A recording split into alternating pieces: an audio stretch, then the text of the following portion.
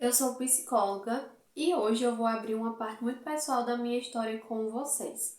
O dia que eu entendi que o meu corpo não estava fraco, mas que ele estava gritando por socorro. O meu nome é Tamires Ferreira e aqui nesse canal a gente fala sobre saúde emocional e relacionamentos. Hoje eu quero compartilhar essa vivência minha, porque às vezes o que a gente precisa ouvir é que alguém já passou por aquilo que a gente está vivendo agora também. E também é uma forma da gente se ajudar, né? Então, assim que eu me formei, eu comecei a trabalhar no setor público. E ali, recém-formada, eu achava que ali seria o lugar que eu iria realizar o meu propósito. Eu amo o que eu faço, amava o que eu fazia, mas o ambiente em que eu trabalhava foi me sugando aos poucos. A demanda era enorme, os prazos eram curtos, a estrutura era precária, e o que começou como uma paixão acabou se tornando um esgotamento. E por 3 anos eu fui tentando me adaptar. Eu mudei de setor, de estratégia, tentei respirar fundo várias vezes, mas só que no terceiro ano eu travei, eu tive que parar. Eu comecei a ter crises de ansiedade antes do trabalho. Então, quando eu sabia que estava acabando o final de semana e que no dia seguinte eu teria que ir trabalhar, eu dormia muito mal, eu tinha crises de ansiedade, então a minha realidade começou a mudar totalmente. E além disso, eu me sentia culpada por não conseguir render o tempo inteiro. E o pior, eu ainda achava que era um tipo de fraqueza da minha parte, porque como eu não conseguia ser produtiva o tempo inteiro, então eu me cobrava por isso, por não estar conseguindo ser produtiva o tempo inteiro. E aí, o que foi muito importante e que, assim, todo psicólogo precisa realmente é do trabalho pessoal, né?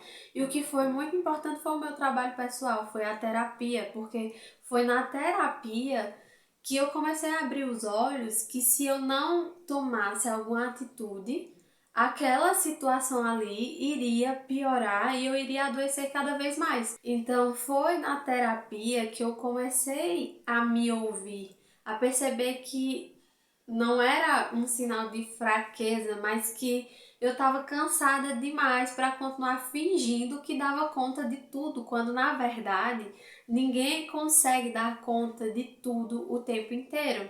E eu trouxe aqui a minha experiência, porque como eu falei no início, às vezes a gente está vivendo essa realidade e a gente não percebe. E eu quero aproveitar também para falar sobre o burnout, que é uma das causas que adoecem emocionalmente muitas pessoas. E o burnout, ele é um colapso da sua saúde mental e emocional que é causado por uma sobrecarga que você ignora por tempo demais, que foi o que aconteceu comigo. Então, é quando o seu corpo começa a se desligar porque a sua mente já está começando a entrar em colapso. Isso não acontece só com quem odeia o trabalho, então por isso que eu adoeci. Não. Às vezes dói mais em quem ama o que faz, porque acabou se perdendo ali no meio do caminho. Então, nem sempre a pessoa que vai desenvolver a burnout é aquela pessoa que vai para o trabalho só por obrigação e coisa do tipo. Não, às vezes é aquela pessoa que também se cobra demais, que quer fazer tudo perfeito ali, que quer render o tempo todo. E aí, por tanta cobrança, acaba adoecendo, acaba se sobrecarregando. E existem alguns sinais de alerta, alguns sinais que eu vivi e que talvez você esteja vivendo também. A sensação de estar sempre cansada, mesmo você achando que dormiu bem, crises de ansiedade ao pensar na rotina, ao pensar no trabalho, irritação constante, dificuldade de concentração, aquele sentimento de inutilidade ou a culpa por não render, aquela vontade de largar tudo, mas aquele medo também de se arrepender, e é o que muitas vezes nos prende em lugares que estão nos adoecendo. a perda total do prazer, inclusive com as coisas que você costumava fazer antes com alegria, né? Com prazer. Então, esses são alguns sinais de alerta que a gente precisa ouvir o nosso corpo e entender que algo está acontecendo ali de errado. E o que ninguém fala é que esse sentimento de culpa, ele acaba adoecendo mais do que o próprio trabalho, porque eu me sentia muitas vezes ingrata, porque eu tinha um emprego, eu tinha um casamento, eu tinha projetos. Então, por que eu estava reclamando de tanta coisa que eu sonhava em conquistar antes de fazer a faculdade? Mas a verdade é que ter toda essa estrutura não vai anular a dor, não vai anular a sobrecarga. E foi esse pensamento que muitas vezes me impediu de buscar ajuda em alguns momentos, até que o meu corpo começou a gritar mais alto do que a minha negação.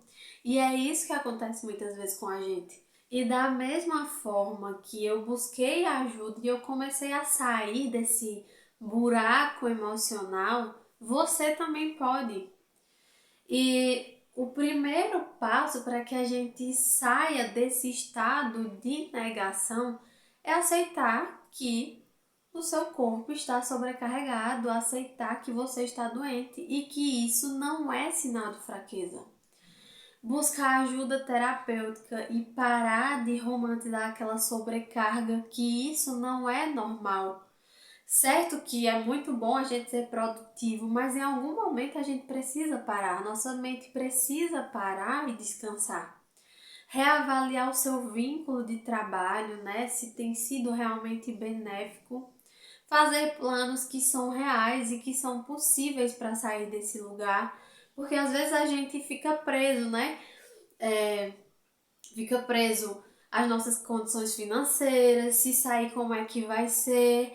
Então, talvez não exista essa possibilidade de sair por conta das condições financeiras no momento, mas tentar reavaliar outras oportunidades para que você consiga sair dessa realidade que vem te adoecendo. Então, faça planos que são reais e que são possíveis para que você consiga sair desse lugar.